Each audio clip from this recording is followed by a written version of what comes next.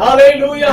இயேசு கிறிஸ்து நம்பினா என்னது, கோல்டு கிடைக்காது, காசு கிடைக்காது, பணம் கிடைக்காது.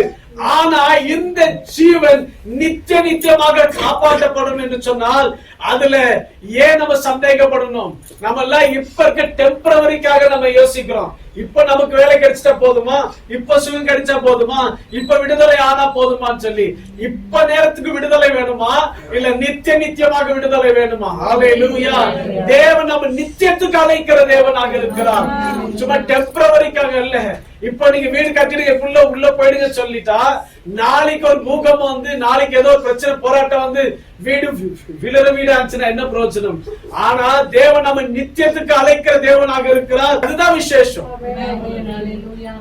நித்திய ஜீவன், எவர் லாஸ்டிங். அப்ப அந்த எவர் லாஸ்டிங்காக நமக்கு, நம்ம அதற்காகத்தான் வந்து சபையில வந்து ஏன் ஆராதிக்கிறோம், எதுக்கு நம்ம தேவனை துதிக்கிறோம்?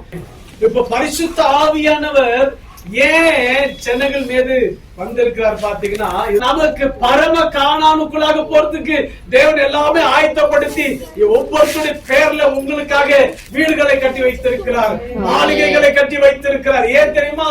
அவருடைய வருகையில நாம் எல்லாம் எடுக்கப்பட்டு நாம் அந்த இடத்துக்கு போக போகிறோம். ஹalleluya. ஆனா அது வரைக்கும் இந்த பூமியில நம்ம சாட்சியா வாழ்வதற்காக தான், நம்ம பரிசுத்தமா வாழ்வதற்காக தான் தேவன் என்ன பண்ணிருக்காரு? பரிசுத்த ஆவியானவர் இந்த பூமியில கொடுக்கப்பட்டிருக்கிறார். ஹalleluya.